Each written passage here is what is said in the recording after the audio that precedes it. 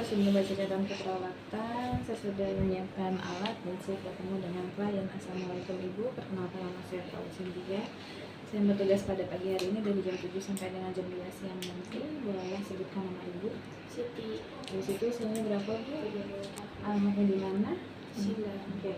Tujuan saya ke sini sesuai dengan kontrak kita. Hari ini Ibu akan dilakukan tindakan pap smear ya. Mungkin waktunya kurang lebih 5 sampai 12 menit. Apakah ada yang mau ditanyakan? Tidak. Apakah Ibu bersedia?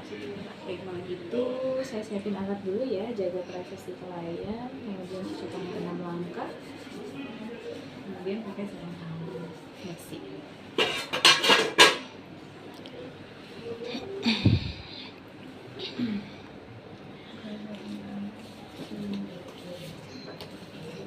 Pakai sarung tangan bersih dulu. Oke. Ibu gimana perasaannya hari ini? Agak nyeri perutnya? Iya. Jangan lupa menggunakan yang namanya apron. Ya, pakai apron.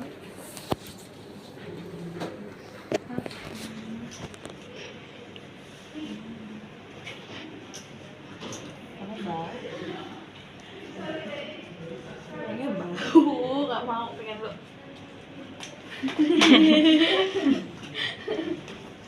Belum dicuci. Dipakai seluruh setrika. Ibu maaf bukanya dulu ya celananya. Oke. Perutnya masih sakit nggak ya Bu? Masih agak sakit ya? Oke. Itu coba saya periksa ya. Bu angkat tangannya. Oke. Nah, ketika dia melakukan buka, kemudian kamu bisa observasi bagian perutnya sambil diraba seperti ini. Bu maaf, tapi labanya kan jangan ditekan ya di bagian bawah perut sini ya. Karena kita di sini, kalau di sini nggak perlu di bawah perut sini ya. Oke, Ibu ada nyeri, agak nyeri, ada nyeri sedikit. Iya. Oh, oke. Nah, sebentar saya siapkan alat dulu ya. Maunya ada korentang buat mengambilin steril. Ini kan steril ya sebenarnya, ini harusnya tuh ada korentang, nanti satunya untuk kamu ambil korentang biar enak.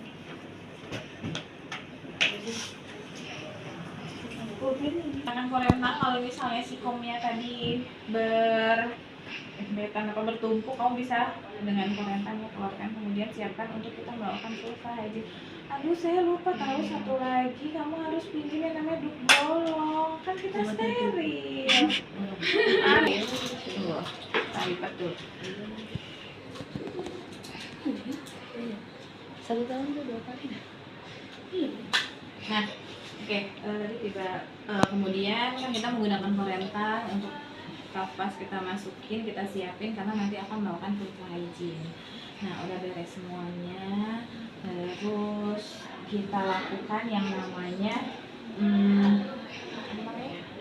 lampu sorot ya, kita deketin benar-benar, karena nanti setelah ini akan menggunakan sarung tangan steril.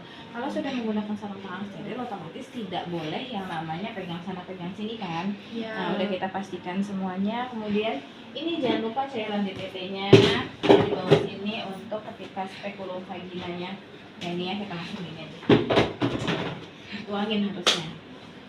Oke, udah selesai. Baru kita langsung ganti sarung tangan steril. Ganti sarung tangan steril.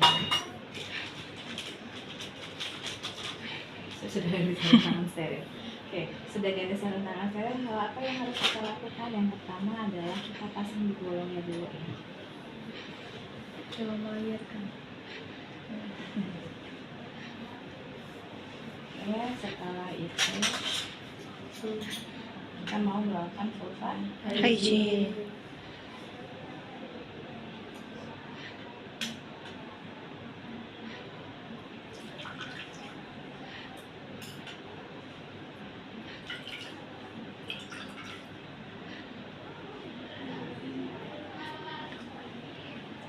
Oke. Di labia, dan tidak boleh tangan kamu itu tidak boleh pegang area vagina pasien, pegangnya dulu bolong. Labia mayora kanan, labia mayora kiri. kiri. Lanjut. Labia minora kanan, labia minora kiri. Dan yang terakhir kamu dari klitoris sampai dengan anus. Nah, sudah selesai nih. Kita lakukan vulva hygiene. Kita ngapain lagi habis itu? Kita lakukan yang namanya pemasangan spekulum vagina. Spekulum vagina ini tidak perlu yang namanya diberi gel. Khawatirnya apa? Nanti kalau diberi gel masukin ke pasiennya, kemudian ketika kita mau ambil spesimen, kemudian berpengaruh terhadap spesimen tersebut. Masukinnya dengan cara ini, jadi seperti ini. Ya, masukin ke dalam. Tarik nafas panjang ya Bu, kemudian diputar seperti ini. Kemudian ini di up atau ditekan. Jadi nanti kebuka. Kemudian dikunci.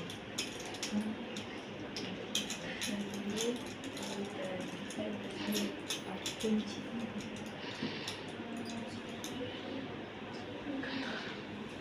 Nah, di sini kita lakukan observasi. Kita lihat kalau dirasa ada tanda-tanda lesi, ada kemerahan, kemudian tapi itu nggak banyak, nggak monoton, nggak secara keseluruhan, nggak ada tanda-tanda kembang kol, bisa saja kita tidak perlu dulu melakukan pap smear atau IV test. Kita suruh pasiennya untuk observasi dulu selama 1 minggu yang tadi saya sampaikan di awal. Nah, tapi setelah kita perhatikan, oh dia tidak bentuk servisnya itu warnanya kepingan, tidak ada lesi, tidak ada kemerahan, tidak ada cairan yang keluar, hanya cairan vagina gitu ya. Kemudian ini bisa kita lanjutkan. Nah, yang pertama kita mau melakukan pap smear dulu ya, ini contohnya. Nah, pap smear itu kita ambil yang namanya spatula aire ini. Kondisi tangan kita ini masih dalam kondisi steril. Ya, spatula aire ini yang kita gunakan tuh ujung dari yang kecilnya di bagian dalam, yang misalnya di bagian luar. Contoh kalau misalnya kita lakukan swabnya di di servisnya seperti ini ya. Jadi yang kecilnya di dalam, kemudian yang gedenya di luar. Dan kita swab atau kita putar kita putar sebanyak 360 derajat. Ya, jadi yang kecilnya ke dalam, kemudian kita putar, kita ambil spesimennya, putar sebanyak 360 derajat. Nah, kalau misalnya di sini berarti kita pegangnya tetap harus steril, tetap pegang bengkoknya, kemudian kita masukin spatula airnya, kemudian kita putar. Nah, gitu. Oke. Ambil objek glass, kemudian kamu swab si spesimen tadi di bawah sini. Oke. Nah, taruh dulu sini. Nah, ini udah selesai satu. Lanjut, kita gunakan cervical brush. Kalau cervical brush yang kita periksa atau yang kita mau ngambil sampelnya itu di mana? Di ujung titiknya, di bagian mulutnya ya ini, di bagian bolongnya ini. Kita putar sama 360 derajat. Kita ambil sampel atau spesimennya. Oke. Nah, misalnya kita arahin bolongan ini, berarti kan itu ada titiknya tuh. Jadi kita putar.